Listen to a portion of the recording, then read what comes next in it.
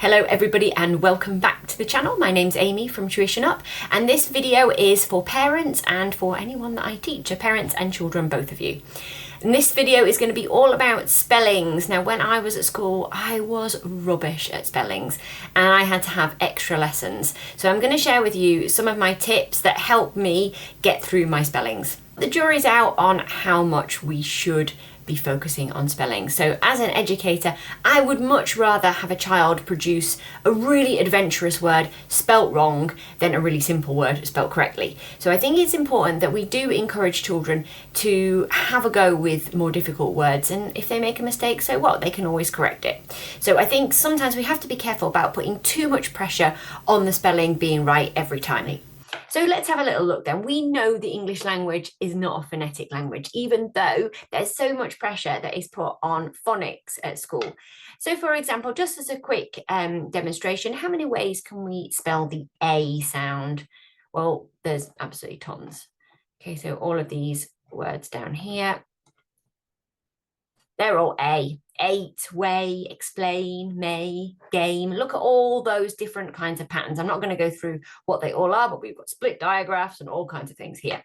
Okay, so we don't have a phonetic language, even though we do teach children to read phonetically, and fine, some children get that, other children don't get it, and it takes a little bit longer. So one strategy which is quite helpful is using looking at the whole word and finding a word within that.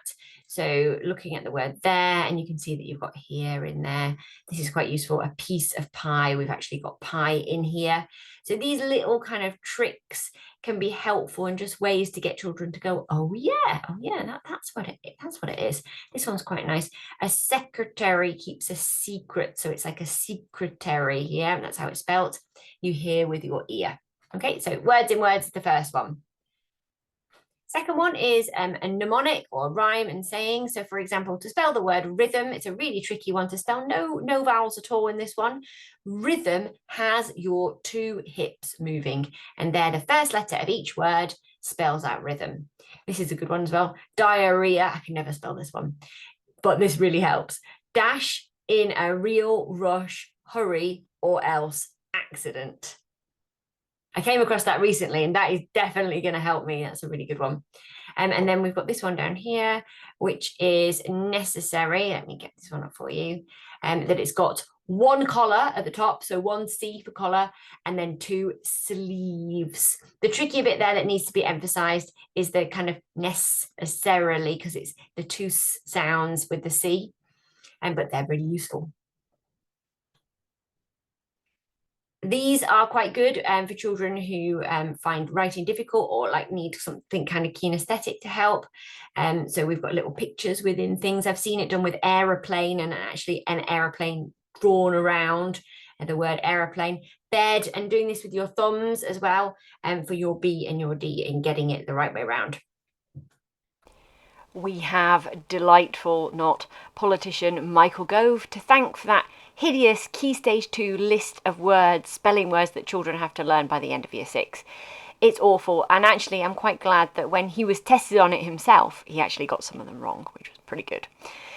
And right, so that brings us to the end, apart from the very, very final one, which is the one that helped me most when I was learning. You might remember I said at the beginning that I had extra spelling lessons because I was completely rubbish at spelling. Well, one thing that helped me was something that I did with my mum in the kitchen. And as a child, I was quite active. I quite like leaping around the place, and I still quite do like doing that.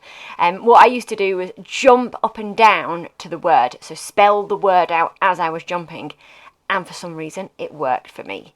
Now, it's different now than it was in the 80s. You've probably got a trampoline outside or something else that your child can do that on. And if you have a child who's quite active and struggles with spelling, that might help them. So give it a whirl, you never know. Any other ideas for spelling? Please feel free to put them in the comments below. And thanks for watching this video. Please subscribe to the channel, and then you'll know when the next video is out. Thank you for being here, and see you next time. Bye.